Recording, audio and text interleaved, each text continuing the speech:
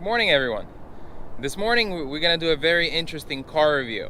What you see behind me is a 2018 BMW M4. That is one of the rare breeds. It's a rear-wheel drive. It's a standard traditional manual transmission gearbox. And if you're familiar with the M4s or M3s, you're probably noticing and you're asking, what are all those bits and pieces? And the wheels look a little bit different. I'll get into those in a moment. My name is Eugene, and we are Cars and Fitness. Stay tuned. Welcome back, everyone.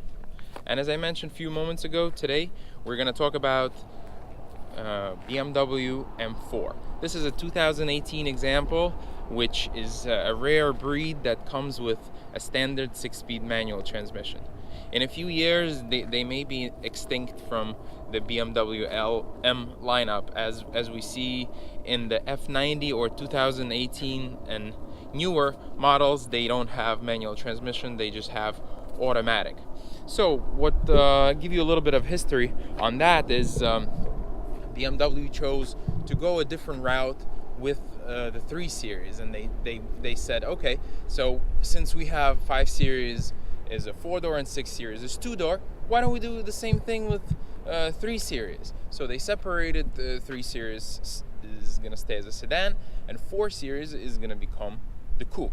So hence M4. So some traditionalists might not agree with it, but that's what BMW did.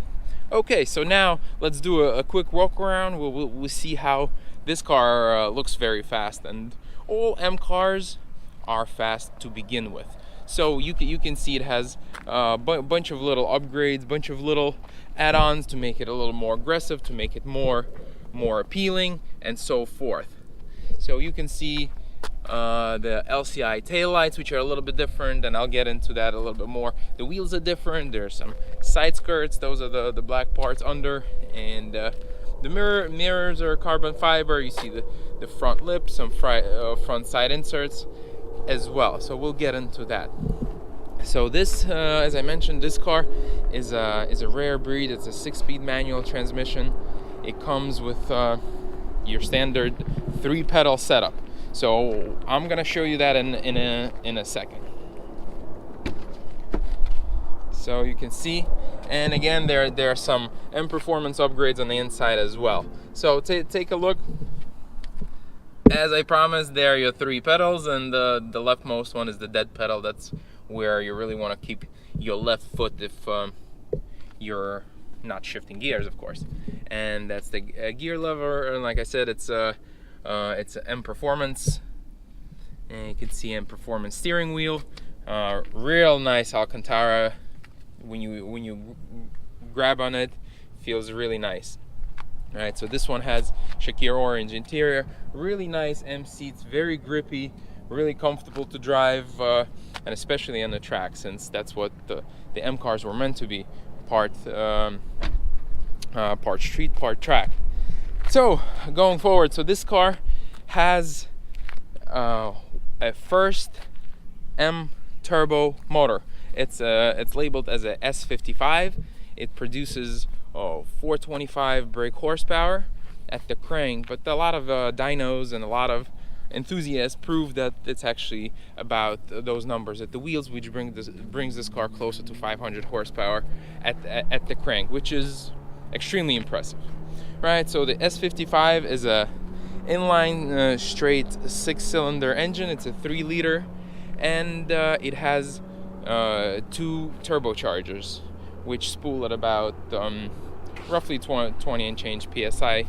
Right, there are a lot of tuners that raise the boost. It's also questionable, just because you're really messing with reliability of the car.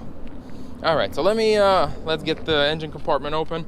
I'll show you what the engine looks like and what's really under there. All right, here we go. So, all right, got some interesting stuff going on here. So not many modifications on this particular car, so you get a pretty clear idea. So there's the engine cover, which is just cosmetic, and then you might notice there are some intakes here. What they do is they allow for better flow of air into the engine, and give a little bit better sound as you're accelerating. That's the kind of the whooshing sound that you might be familiar with from either your own cars or even the movies, right? So going further, there's a bunch of carbon fiber bits, just like I mentioned, front splitters, mirrors. The roof comes standard, which lightens the car and brings the center of gravity down. There are a couple of cool pieces in the back. You can see the diffuser, and one of the very interesting things about this car, it has the Vorsteiner Aero Blade, which is a very interesting wing, which is not only looks nice, but it's also very functional.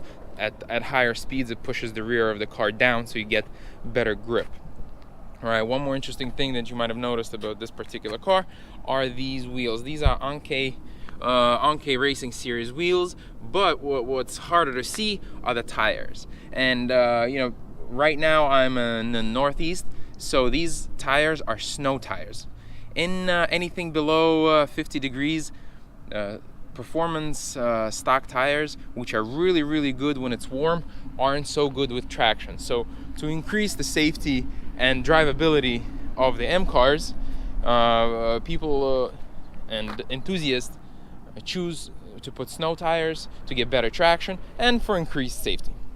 So some of the other things about this particular M4 and just the other M4s is it reaches 60 slightly under 4 seconds, and it's a very quick car. What I particularly like about this is this car you can put a roof rack with snow tires. You can go skiing. It does pretty well in the snow. And what it also can do as a sports car, semi-street, semi-track, is, drum roll, it has a car seat, right? So it's probably not the most exciting place for a child, but it'll certainly work. And it has functional rear seats. So that is a beauty of M cars. They're great on the track, they're great on the street, and they're practical. So this is really the main benefit of these cars. Plus they're, in my opinion, they look great. And this paint screams attention. But to each his own. It's very interesting, very unique. So couple of my final thoughts, having driven this car around this area where I am right now. This is an emergency airport. It has some nice strips, obviously obeying all the speed limits and the laws.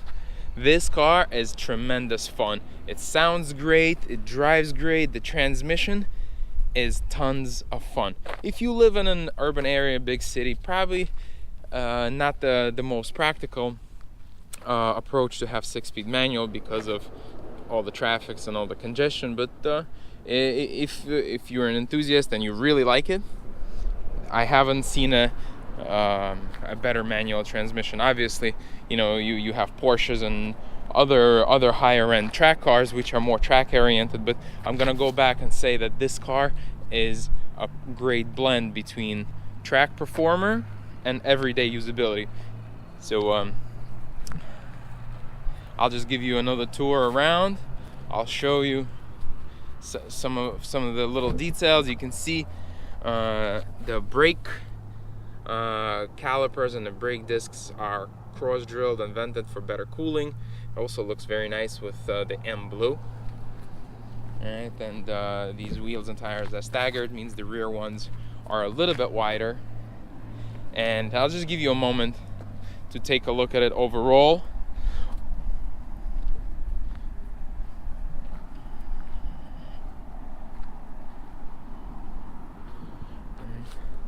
All right, great. So I hope you enjoyed this review. What I really want to know is what you think of the M cars. Have you driven one? Do you own one? What's your configuration? What's your experience? What are some of the fun things that you know about it and really would like to share with everyone? So post it in the comments for this video and every other video. All right, so we're gonna be doing a lot of different car reviews. We're gonna be driving these cars from one activity to another to really understand what's not just driving a circle in a circuit and a racetrack and get the best time, but the main point is to understand how to live with these cars, how they are day to day. What is it that makes them so unique? What is it makes them so lovable, right? And then not so much as well, right? So we'll give you a little bit of a criticism as well. So subscribe to our channel and stay tuned for more great videos.